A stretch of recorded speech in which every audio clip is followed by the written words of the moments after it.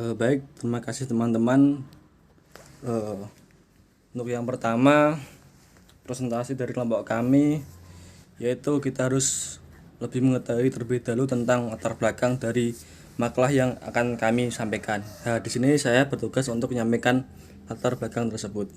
Nah, untuk latar belakang sendiri dari makalah kami yaitu lingkungan tentang lingkungan pendidikan Islam. Nah, sedangkan lingkungan merupakan sumber belajar yang banyak berpengaruh dalam proses belajar maupun perkembangan anak. Lingkungan juga baik akan memberikan kenyamanan kepada siswa. Lingkungan yang baik akan memberikan kenyamanan juga kepada siswa, baik kenyamanan dalam belajar, kenyamanan dalam beraktivitas, dan lain-lain. Nah, sehingga jika kenyamanan akan lingkungan tersebut sudah tercapai, nah, kemudian eh, siswa akan belajar lebih giat, lebih nyaman, sehingga akan membuat siswa itu mencapai tujuan-tujuan dalam belajar seperti mendapatkan ilmu, ya, penyampaian materi dari transfer materi dari guru dan murid berjalan dengan lancar dan optimal. Nah, itu salah satunya dipengaruhi oleh lingkungan pembelajaran atau lingkungan pembelajarannya baik. Nah, sedangkan dalam perspektif pendidikan Islam, lingkungan merupakan bagian dari penentu keberhasilan sebuah pelajaran. Nah, jadi itu tadi latar belakang mengenai lingkungan pembelajaran Islam. Nah, untuk materi pembahasan dan sampai kesimpulan akan dibawakan oleh rekan-rekan saya. Nah, untuk saya sendiri, saya cukupkan. Terima kasih atas perhatiannya. Wassalamualaikum warahmatullahi wabarakatuh. Penjelasan pertama mengenai pengertian lingkungan pendidikan Islam. Pendidikan secara bahasa memiliki 3 makna, yaitu yang pertama roba yarbu, yang artinya bertambah dan bertumbuh. Yang kedua robia yarba, yang artinya menjadi besar.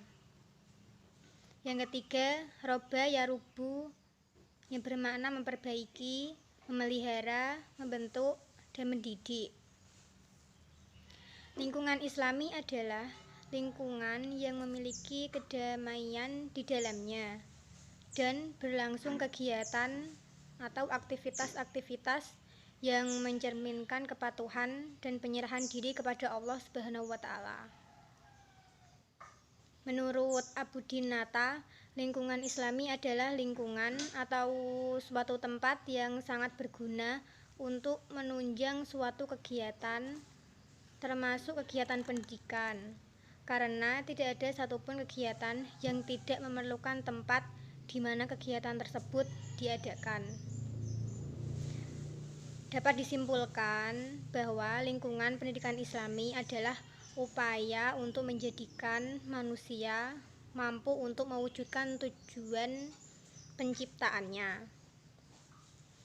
Manusia diciptakan agar mengetahui hakikat Tuhannya, mengesahkan Tuhannya, beribadah kepada Tuhannya, dan mau menghambakan diri dengan menjalankan seluruh perintah dan menjauhi semua larangan Tuhannya.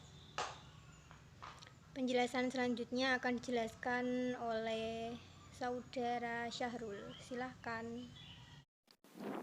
Baik, di sini saya akan menjelaskan tentang macam-macam lingkungan dan atmosfer akademik. Yang pertama, aliran empirisme atau behaviorisme dari John Locke. Menurut aliran ini, manusia atau peserta didik dianggap sebagai gelas kosong yang dapat diisi apa saja oleh pemiliknya. Peserta didik dinilai sebagai yang pasif, seperti robot yang mengikuti dan tunduk sepenuhnya kepada pemiliknya. Murid ibarat kertas putih yang kosong yang dapat ditulis apa saja oleh pemiliknya.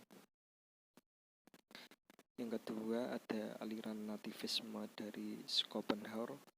Menurut aliran ini, bahwa yang menentukan seseorang menjadi apa saja bukanlah lingkungan sebagaimana yang dianut oleh behaviorisme dan empirisme sebagaimana disebutkan di atas.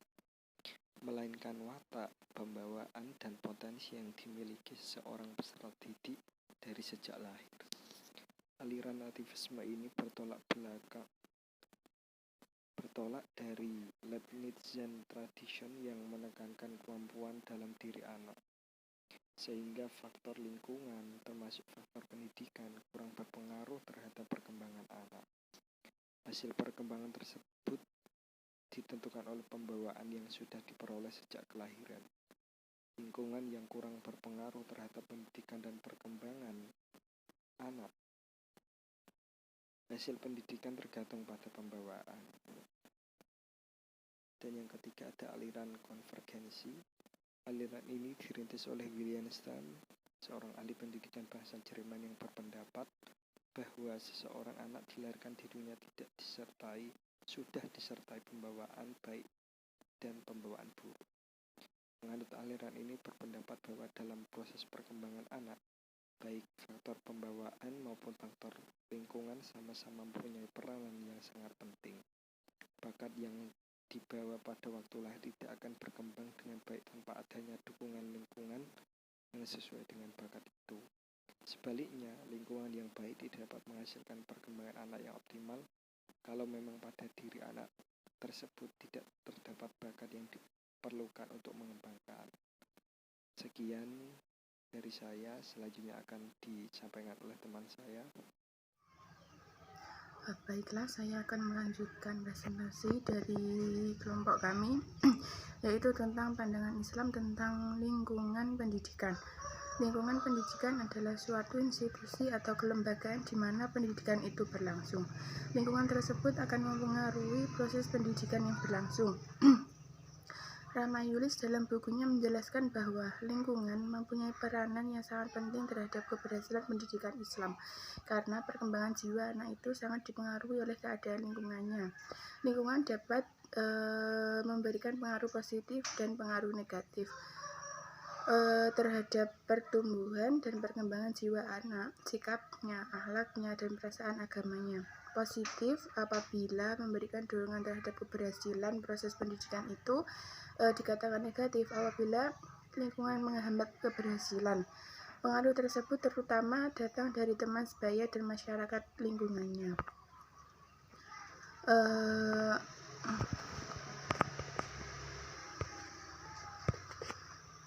Selanjutnya yaitu kesimpulan. Pendidikan secara etimologi memiliki 3 makna, yaitu pertama, roba yarbu memiliki arti bertambah dan bertumbuh. Kedua, robia yarba artinya menjadi besar. Ketiga, roba yarubu yang bermakna memperbaiki, memelihara, membentuk, dan mendidik. Sedangkan lingkungan pendidikan Islam secara umum adalah upaya menjadikan manusia mampu mewujudkan tujuan penciptaannya. Lingkungan pendidikan adalah suatu institusi atau kelembagaan di mana pendidikan itu berlangsung. Terima kasih. Demikian presentasi dari kelompok kami. Apabila ada salah kata mohon dimaafkan. Wabillahi taufiq wal hidayah. Wassalamualaikum warahmatullahi wabarakatuh.